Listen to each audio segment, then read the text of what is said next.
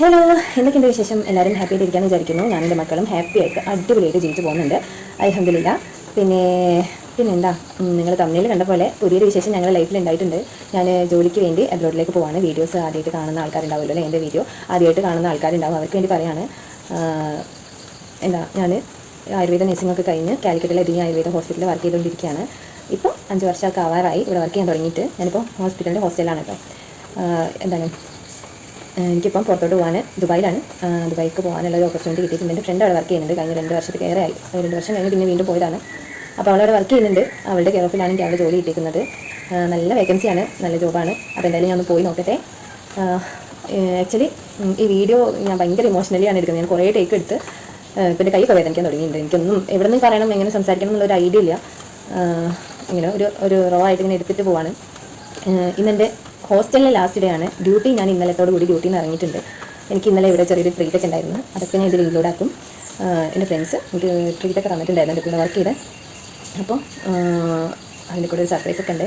നിങ്ങൾ video skip ചെയ്യാണ്ട് കാണാം. നമുക്കിനി ഒരുപാട് കാര്യങ്ങളുണ്ട്. ഷോപ്പിംഗ് ഉണ്ട്, ഞാൻ ഒന്നും ചെയ്തിട്ടില്ല. അത് പെട്ടെന്ന് ഉണ്ടായൊരു വേക്കൻസി ആണല്ലോ, ഒരു 10 ദിവസത്തിനുള്ളിൽ ഉണ്ടായിട്ടാണ്. അപ്പോൾ അതുകൊണ്ട് എനിക്കൊന്നും പ്ലാൻ ചെയ്യാനോ ഷോപ്പ് ചെയ്യാനോ ഒന്നും പറ്റിയിട്ടില്ല.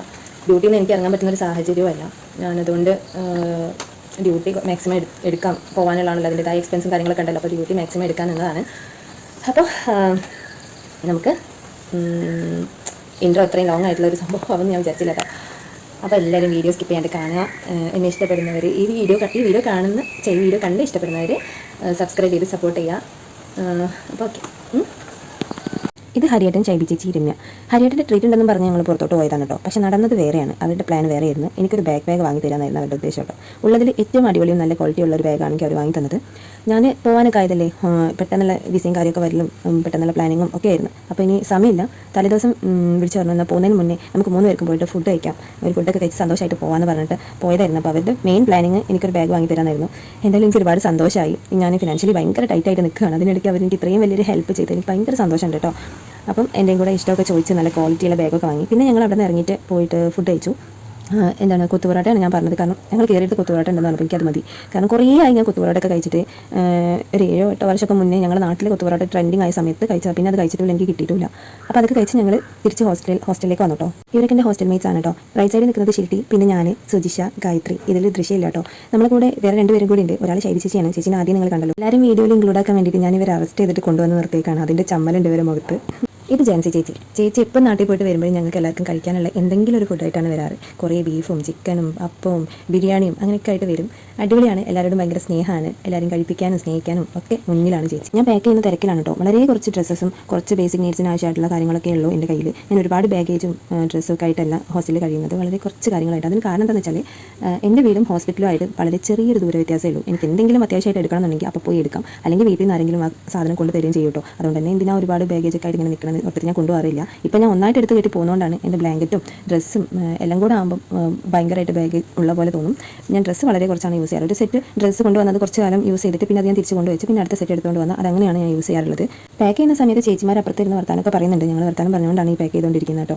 ഇപ്പോൾ ഞാൻ കാണിച്ചത് മോൻ്റെ ചെറിയൊരു കുഞ്ഞിലുള്ള ഒരു ഡ്രസ്സാണ്. അതൊരു മെമ്മറിക്ക് വേണ്ടി ഞാൻ എടുത്ത് വെച്ചാൽ ഇത് ഇപ്പോഴും എൻ്റെ കൂടെ പെട്ടുപോയെന്നാണ് തോന്നുന്നു. എനിക്ക് തോന്നുന്നു അവിടെ വീട് ഷിഫ്റ്റ് ആവുന്ന സമയത്ത് ഡ്രസ്സെല്ലാം കൂടെ കെട്ടിപ്പെറുക്കിയിട്ട് ഒരു ഭാഗത്ത് വെച്ചിട്ടുണ്ടായിരുന്നു. അപ്പോൾ അതിൽ പെട്ടുപോയതാവും. പിന്നെ ഒരു അയൺ ബോക്സും ടെഡി ബിയറും ഉണ്ടായിരുന്നു. ടെഡി ബിയറാണ് ഞാൻ എൻ്റെ ഉറക്കം, അതിൻ്റെ സ്ലീപ്പിംഗ് പിൽസ് എന്ന് പറയുന്നത്. ഉറക്കം കിട്ടാത്ത സമയത്ത് ഞാൻ അവനെയും കെട്ടിപ്പിടിച്ചാണ് കിടന്നുറങ്ങുന്നത്. പാക്കിംഗ് ഒക്കെ വളരെ പെട്ടെന്ന് കഴിഞ്ഞു കേട്ടോ. ഇനി പെട്ടെന്ന് റെഡി ആയിട്ട് ഹോസ്പിറ്റലിൽ നിന്ന് ഇറങ്ങാം. ഞാൻ ശരിക്കും മിസ് ചെയ്യും എൻ്റെ ഹോസ്പിറ്റൽ, എൻ്റെ ഫ്രണ്ട്സ് എല്ലാവരും ഞാൻ ശരിക്കും മിസ് ചെയ്യാൻ പോവാണ്. ഇപ്പോൾ തന്നെ എനിക്ക് നല്ല വിഷമമുണ്ട് ശരിക്കും. എനിക്ക് തോന്നുന്നു ഞാൻ ഇവിടുന്ന് ഈ പോകുന്ന മൊമെൻറ്റിനേക്കാളും കൂടുതൽ അവിടെ കഴിഞ്ഞിട്ടായിരിക്കും എനിക്ക് എല്ലാവരും മിസ് ചെയ്യാൻ പോകുന്നത്. ഞാനിപ്പോൾ സെക്കൻഡ് ടൈമാണ് കേട്ടോ അബ്രോഡിലേക്ക് പോകുന്നത്. ഇതിന് മുന്നേ പോകുന്ന സമയത്ത് ജസ്റ്റ് 1 മന്ത് വിസക്കാണ് ഞാൻ പോയത്. ആ സമയത്ത് ഞാൻ എല്ലാവരോടും ബൈ പറഞ്ഞ് പോകുമ്പോഴും എൻ്റെ മൈൻഡിൽ ജസ്റ്റ് 1 മന്ത് അല്ലേ ഉള്ളൂ, ആ സമയം കൊണ്ട് എനിക്ക് ആരും അങ്ങനെ മിസ് ചെയ്യാൻ പോകുന്നില്ല, അങ്ങനെ ഒരു മൈൻഡായിരുന്നു. പെട്ടെന്ന് പോയിട്ട് വരാലോ എന്നുള്ളൊരു മൈൻഡിലാണ് ഞാൻ പോയിക്കൊണ്ടിരുന്നത് കേട്ടോ. പക്ഷേ എനിക്ക് അവിടെ എത്തി കഴിഞ്ഞപ്പോൾ ഭയങ്കര മിസ്സിംഗ് ആയിരുന്നു എല്ലാവരും. എങ്ങനെയെങ്കിലും 1 മന്ത് കംപ്ലീറ്റ് ആയിട്ട് പെട്ടെന്ന് നാട്ടിലേക്ക് എത്താൻ പറ്റണേ എന്നുള്ളൊരു മൈൻഡായിരുന്നു. സത്യം പറഞ്ഞാൽ ഞാൻ പോയ സ്ഥലത്ത് എനിക്ക് അടിപൊളിയായിരുന്നു. നല്ല സ്ഥലമായിരുന്നു, നല്ല ആൾക്കാരായിരുന്നു. അടിപൊളിയായിട്ട് ഞാൻ അവിടെ എൻജോയ് ചെയ്തിട്ടുണ്ട്. പക്ഷേ എല്ലാത്തിനും അപ്പുറം എൻഡ് ഓഫ് ദ ഡേ എനിക്ക് എല്ലാവരും മിസ് ചെയ്യും, അങ്ങനത്തെ ഒരു ഇതായിരുന്നു. പിന്നെ എൻ്റെ മക്കൾ, എൻ്റെ വീട്, എൻ്റെ വീട്ടുകാർ, ഞാൻ ജോലി ചെയ്ത സ്ഥലം എല്ലാം എനിക്ക് മിസ് ചെയ്യും. ഇതിപ്പോൾ ഞാൻ ജോലിക്കായിട്ട് പോകുമ്പോൾ 1 വർഷം എന്തായാലും എടുക്കും ഞാൻ ഇതിനൊരു ലീവ് എടുത്ത് വരണമെങ്കിൽ. അപ്പോൾ അത്രയും കാലം ഞാൻ എല്ലാവരും മിസ് ചെയ്തിരിക്കേണ്ടത് എന്നുള്ളൊരു വിഷമൻ്റെ ഉള്ളിലുണ്ട് കേട്ടോ. ഒരു കല്ല് കയറ്റി വെച്ച പോലെയാണ് എൻ്റെ നെഞ്ചത്ത്. എനിക്ക് അത്രയും കരയാനും വയ്യ, എന്താ പറയുക, പറയുക, സന്തോഷമുണ്ട് പോകുന്നതിൻ്റെ. അതിനൊക്കെ ഒരു വല്ലാത്തൊരവസ്ഥയിൽ കൂടെയാണ് ഞാൻ പോകുന്നത്. ആദ്യം പോയ സമയത്ത് എൻ്റെ ലൈഫിൽ ഒരുപാട് നടക്കാൻ പാടില്ലാത്ത പല സംഭവങ്ങളും സംഭവിച്ചിട്ടായിരുന്നു. അതിൻ്റെ വിഷമവും എല്ലാവരും പിരിയുന്ന വിഷമവും എല്ലാം കൂടെ ആയിരുന്നു. ഞാൻ ഭയങ്കരമായിട്ട് മെൻ്റലി ഡൗൺ ആയിരുന്നു. ഈ സമയത്ത് അങ്ങനെയല്ല. ഇപ്പോൾ എനിക്ക് എല്ലാവരും ഉണ്ട്, എന്നെ സ്നേഹിക്കുന്നവരാണ് എനിക്ക് ചുറ്റും. ഞാൻ എല്ലാം കൊണ്ട് ഹാപ്പിയാണ്. ഞാൻ ഭയങ്കര ബ്ലെസ്സിങ് ആണെന്ന് എനിക്ക് പലപ്പോഴും തോന്നിയിട്ടുണ്ട്. എൻ്റെ ഹോസ്പിറ്റലിലുള്ളവരുടെ കെയറും സ്നേഹവും ഒക്കെ കാണുമ്പോൾ എല്ലാവരും ഡ്യൂട്ടിയിലാണ്. പിന്നെ ഞാൻ കണ്ടവരോട് ആ ടൈമിൽ കണ്ടവരോടൊക്കെ ടാറ്റ ബൈ ബൈ ഒക്കെ പറഞ്ഞിട്ട് പോകുന്നു കേട്ടോ. എല്ലാവരും ഒരുമിച്ചിരുന്ന് ഫോട്ടോസൊക്കെ എടുത്തിട്ടുണ്ടായിരുന്നു. കുറേ പേരുണ്ടായിരുന്നു കേട്ടോ. ഇത്രയും വർഷം ഇവിടെ വർക്ക് ചെയ്തുകൊണ്ട് തന്നെ ഈ ഹോസ്പിറ്റൽ ഇപ്പോൾ എൻ്റെ വീട് പോലെയാണ്. അത്രയ്ക്ക് അറ്റാച്ച്മെൻ്റാണ് ഹോസ്പിറ്റലിനോട്.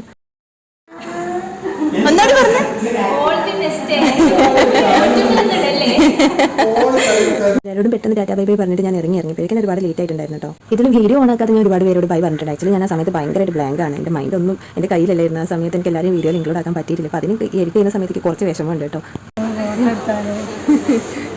എനിക്ക് ഹെൽപ്പ് ആവാൻ വേണ്ടിയിട്ട് കൂട്ടിക്കൊണ്ടുവന്നാണ് ഞാൻ ഇവരെ. പാവ ഈ ചേച്ചിയാണ് എന്നെ എല്ലാം എടുക്കാൻ ഹെൽപ്പ് ചെയ്യുന്നത്. അയാൾ അവിടെ ഇരുന്നിട്ട് നല്ല കോളിങ്ങിലാണ്. പിന്നെ ബില്ലിംഗ് ഒക്കെ അവനെ ഞാൻ ഏൽപ്പിച്ച് പണിയെടുക്കട്ടെ, അല്ലാതെ എന്ത്.